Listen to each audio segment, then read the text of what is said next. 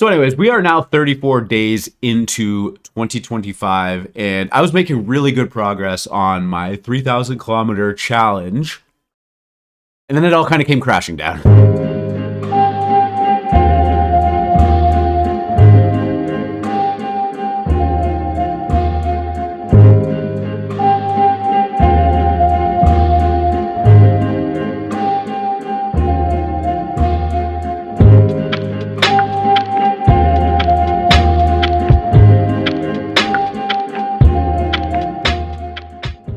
Yeah, I got slapped down a little bit by reality.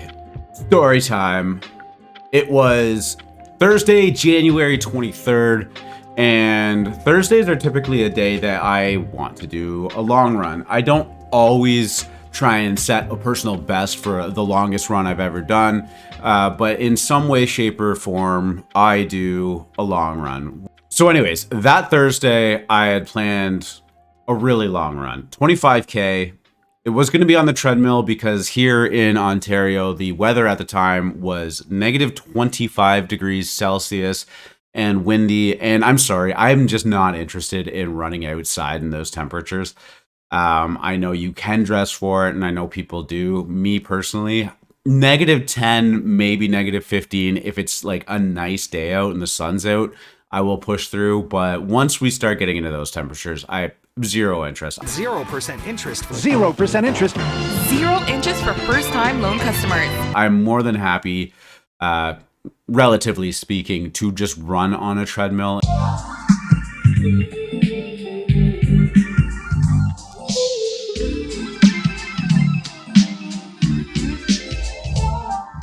For my race in March, I kind of have two goals. I have three goals. The first goal is to just finish the 30K run.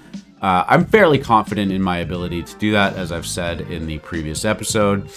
My main goal is to finish it somewhere under 3 hours. So that's going to be a 6 minute per kilometer pace. I have a stretch goal here where I think if I'm feeling really good and I'm able to prepare really well, that I can do it in about 2 hours and 45 minutes, which would put my average pace at about 5 minutes and 30 seconds per kilometer. This is one that I think is achievable, but I'll be happy with 3 hours. Anyways, I plan to break this long run up into five 5-kilometer segments. The first 5K was going to be at my slower pace goal, so 6 minutes kilometer. Second 5K was going to be at a 5:25 pace. The third 5K would be back at the 6 minute pace. The fourth 5K would be back at the 5:25 pace, and then I would finish it off at my easier goal pace. So it would be broken up and I would get a little bit of a taste of both paces. And I actually just really wanted to see if my fitness dictated that I could run at a 5:25 pace for an extended period of time within a long run. I set myself up to be able to do this. I carb loaded the night before. I had a really good carb breakfast of like oatmeal and berries, and just I took a gel before. I brought gels with me, and the run itself actually went really fine. And I went on my day. I felt good. I went out with a friend, had a couple of drinks. Maybe that was a mistake. And then the next day I had to work. I had a long shift at work. Everything was feeling fine. I was a little bit sore, but not nearly as sore or fatigued as I thought I would be after that run. And then about halfway through the day, I could feel it. I knew it was coming. I started to get this cough that I didn't have before. I started to get the chills. I started to get the muscle aches. And I knew I was in for it. And by Saturday, the next day, it was all over from there. I had to work that day as well, which is horrible. I struggled through it. And then the rest of my week was just like a complete write-off. Sunday was just all day in bed. Monday was just all day in bed. Tuesday, all day. I just was dead to the world. And it took a solid 7 days before I was really starting to feel like myself again. And then after 10 days, I actually think that I pretty much fully put it behind me. I started sleeping a lot better. I do the sleep tracking with the Coros watch. My resting heart rate, all of that stuff was really coming down to more normal levels. But I'm really glad that I put that rest in rather than tried to push myself, because it feels so counterintuitive. It feels like being active, getting up, moving around, going for runs, even if they are lighter. It feels like it should be the right thing to do. But I think you're just setting your body back and making things worse. So What did we learn, Palmer? I don't know, sir. I don't fucking know either.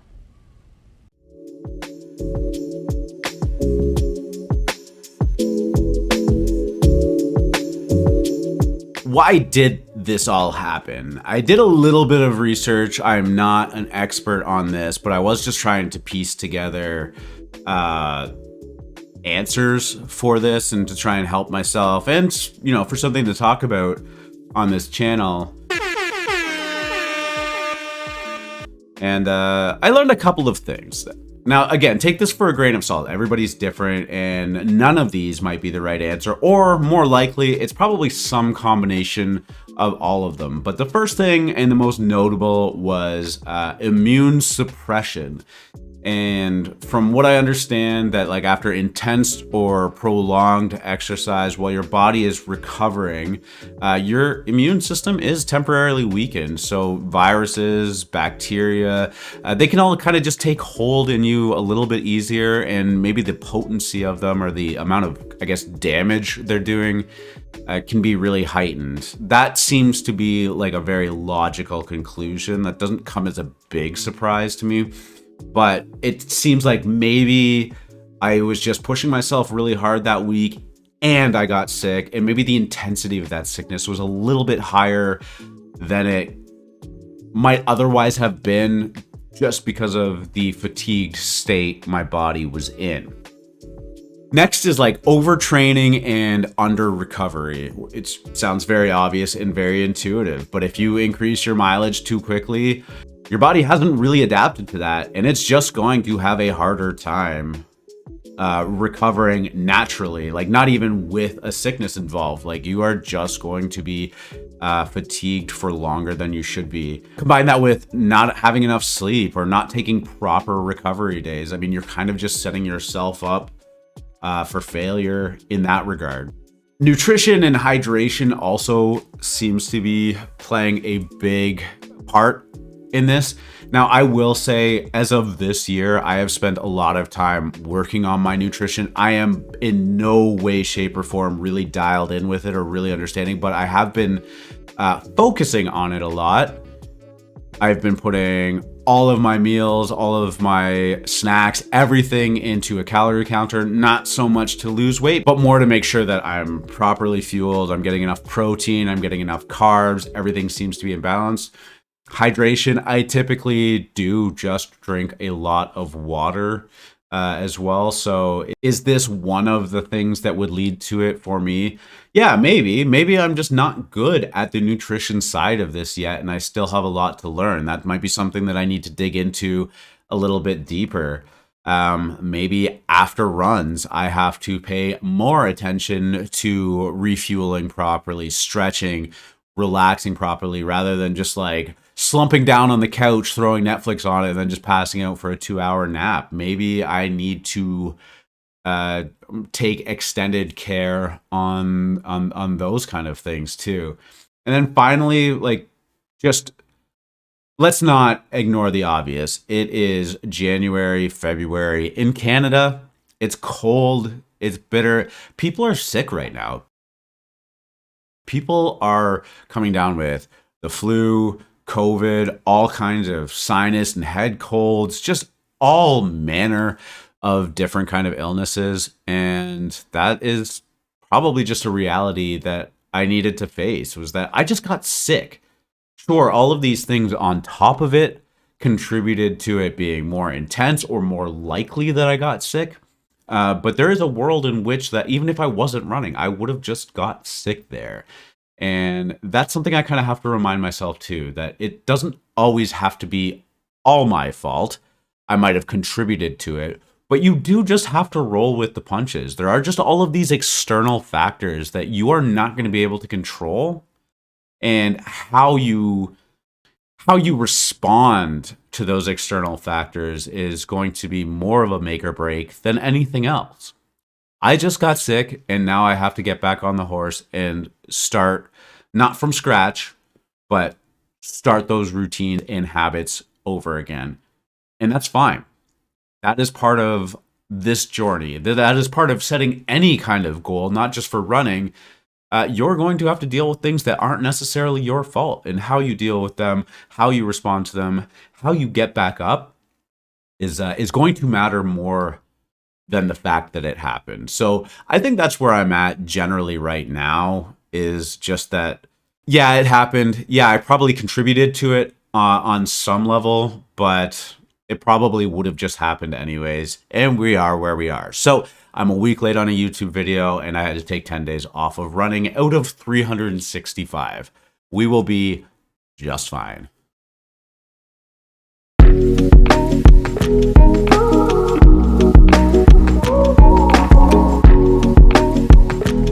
Okay, so with all of that aside, I originally wanted this episode to be one where I caught you up on my running journey in 2025 so far.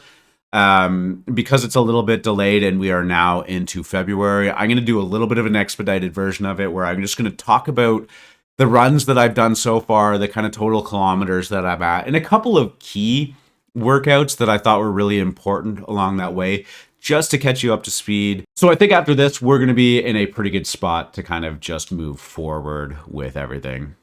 I have my Coros pulled up. I'm going to do some overlays probably right here for you, and we'll go from there. The beginning of January started off pretty innocuously. January 2nd, I did a 16-kilometer long run. This was my first run of the year, 16 kilometers. January 4th, I did an 8-kilometer progression treadmill run just to kind of go down and test myself at some different paces. Nothing too crazy there. January 5th, that would have been a Sunday. Sundays are the group run days. I'm part of a local run group here, and it's always a blast. That one, we actually stopped to get donuts in the middle of it. It's great to just get out there and you know, just be social with running. Into the next week, January 6th, we did another treadmill run. It was a 16K. This ended up being a double progression run. I ended up being really happy with that run. That was one of those ones that really stuck out to me, as I was feeling very good about my fitness. The next day, I went on a 12K run, and this was just outside at a controlled pace. We did around 6 minutes per kilometer. It was just a nice day, and it was a relatively casual run. The Thursday of that week, I ended up doing a long run. We did a 21-kilometer long run, and this was deliberately at a slower pace. We finished off averaging 6 minutes and 7 seconds per kilometer. But honestly, like, it was a pretty challenging run. There were a couple of really big hills in that 21 kilometers, and it was definitely a good push for me, but it felt like a real accomplishment. It was really cold that day. Just a really solid long run. It wasn't anything crazy. It wasn't anything that I hadn't done before, but it just left it feeling really good, feeling really fit.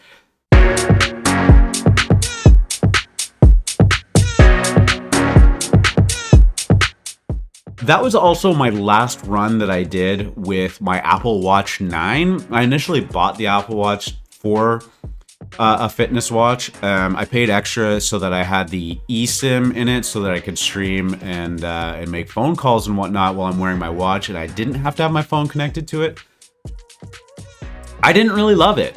I don't know why. I just didn't like the watch that much. I felt like all of these extra features that I paid for, turns out I didn't really want. It didn't work very well.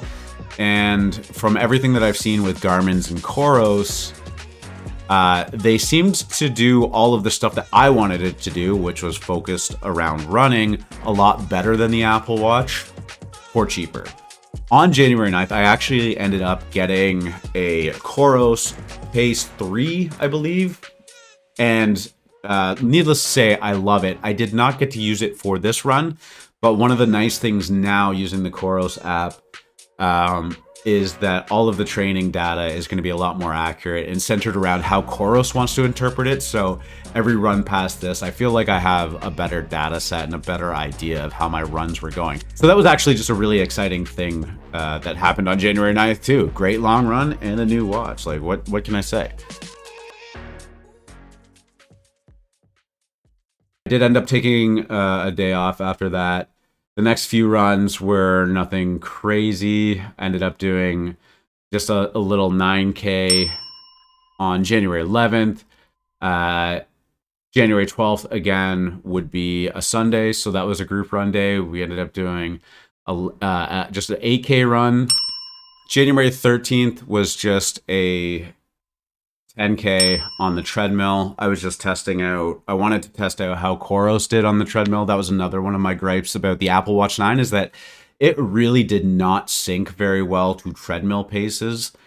And you couldn't calibrate the distance. Coros, at least at the end, you can calibrate the distance that you run on a treadmill. If it wasn't perfect, it will kind of like reactualize the amount of distance you did. I ended up being very, very satisfied with it.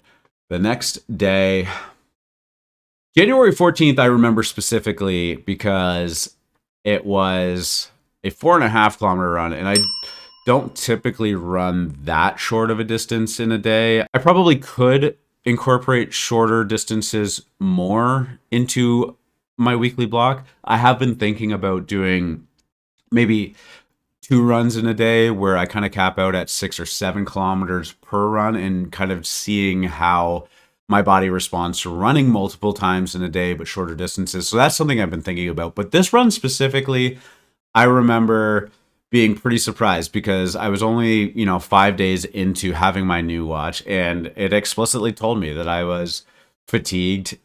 And I thought, whatever, that doesn't know me. Like I'm gonna go out and I'm gonna go for a run in the morning. And I got out there. It was cold, it was windy, but man, I made it like 2 kilometers in and had to turn around because I was just finished. I was completely depleted, and that was my first like, oh, maybe this watch is really good. I don't know. Could just be a coincidence, but I specifically remember that run because just one of those things, like take a rest day if you know you're not feeling good, or if you convince yourself that you need to go. Like if you need a rest day, just take a rest day. Like that wasn't a productive run, and I probably set myself back more than I gained from just being out there. January 15th, so the next day, I guess I considered the 4.5K as a rest, but the next day I did go outside for a just short of 11 kilometer run. Nothing crazy there. And then the 17th, Friday, I went out for a 16K run. These are all generally on the same loops, but good. This one in particular was notable because one of the things that I think I haven't been doing well is the concept of an actual easy run. Like for me, when I'm like, I'm just going to go out for an easy run, I typically always took it as like around a 6 minute per kilometer pace. And this one, I decided, and based off some of the data that I was getting for Coros and the zones that I was training in, that like I actually needed to slow it down a lot more. And so going forward, this is something that I'm going to be doing more of. But this is where I started it. So I ran the 16 kilometers at a 6 minute and 45 second per kilometer pace. And yeah, I mean, I gotta say, like I was able to get 16 kilometers of volume in, and I really did not feel like I had run any more than like 8 to 10 kilometers at what I would have considered an easy pace before. January 19th, again, another Sunday group run day. We ended up doing about 7.5 kilometers. I did it at a 5:30 pace, so that was a little bit more of a workout. It's always incredible to me when you're running with other people that, you know, the higher pace you go does actually just feel easier because you're kind of pushing yourself with somebody, and just kind of vibing and feeding off of each other. So despite the fact that the 5:30 is probably a little bit of a faster tempo for me, didn't feel bad at all. This takes me into the week of January 20th, and this is where something inside me just said, like, I'm just gonna give her. I'm gonna go for it. We're gonna have a couple good days. Also, to note this week, I only did treadmill runs because, again, this was the week where it was like negative 25 degrees every day. We're doing treadmill runs. I knew it was going to be all week treadmill runs, and it was what it was. So January 20th, I went in, and this run, my goal for this one was to do a pyramid progression where you up the speed until you can't, and then you reduce the speed. And I walked away from this run just feeling so good about where I was and where my fitness was. So essentially, I set the treadmill at 6.3 miles per hour again. And for this one, I was only upping the speed by 0.1 for every 2 kilometers. So it was a slower progression with the intention of doing a higher volume run. Essentially, I ended up making it 12 kilometers on the increase of speed, and then decreased it going down a little bit faster for the last 4 kilometers. But I ended up averaging a 5 minute and 32 second pace for that entire run. And for 16K for me at that pace, that was a really good feeling. The next day, I did go on another treadmill run. This was, again, the intention of being a slower run. I did not stick to the 6:45 pace that I probably should have, but I was trying to keep the majority of the run in zone 2. So I was more heart rate running and basing my speed off of that. I ended up running 18 kilometers that day. I averaged 6:12 per kilometer. And my average heart rate was 143 beats per minute, which was perfect for me. That like is a great like majority zone 2, little bit of zone 3 running. But again, I surprised myself because I didn't go in there with a specific distance in mind. I kind of just wanted to go off of feel. And based on the run that I had the day before, the first 3-4 kilometers, I was doubting myself. I really thought that I didn't have a lot in the tank, but I decided I just wanted to go and try and get at least 8 in. And then you hit the stride. If you run a lot, you know what I'm talking about, and you stop thinking about it. And yeah, I ended up going for 18 kilometers. I probably could have gone more, but I didn't really have the intention of doing a long run like that either. I really did not think that I was going to go more than 10 at the beginning of it, maybe 12. And I just felt like at that point, like, why push it any farther? Like 18 kilometers felt great. And I packed it in. I did take the next day off, the 22nd. And then the 23rd was the long run that I talked about before. So it was a 5 by 5K.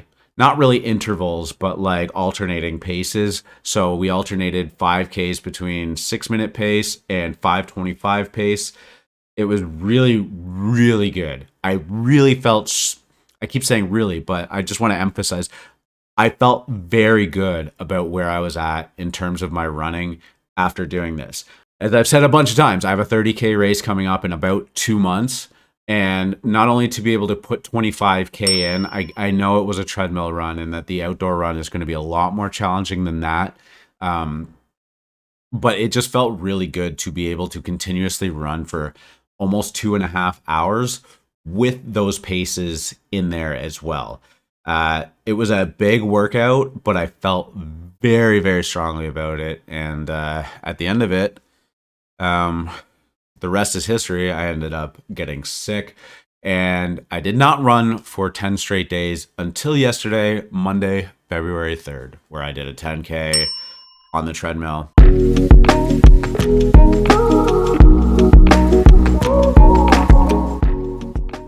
But yeah, there you have it. At this point now, after all of what I just said, we are 217 kilometers in. Really quick calculator math tells me that after 34 days into the year, if we're supposed to be running about 8.2 kilometers per day, I should be at almost 280 kilometers. So I am about 60 kilometers behind pace, which is exactly what missing a week of running should do to me. But that's okay. That is, that's totally fine with me, and there's tons of time to make up that deficit. So I was stressed at first, and I was stressed while I was missing all of that running time, but you got to learn to quickly just put that behind you and accept that you are where you are. So I guess on that note, that seems like a pretty good place to end episode 2. I know that, you know, going through every single run that I did for a month is probably not the most thrilling.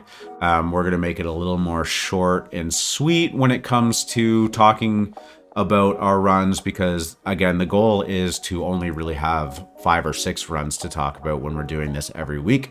And I plan on sticking to that goal from here on out. Anyways, on that note, thank you so much for tuning into episode 1 of the Pretty Average Run Club 3,000 kilometer challenge. Yeah, I appreciate your time and energy, and we'll do it again next week.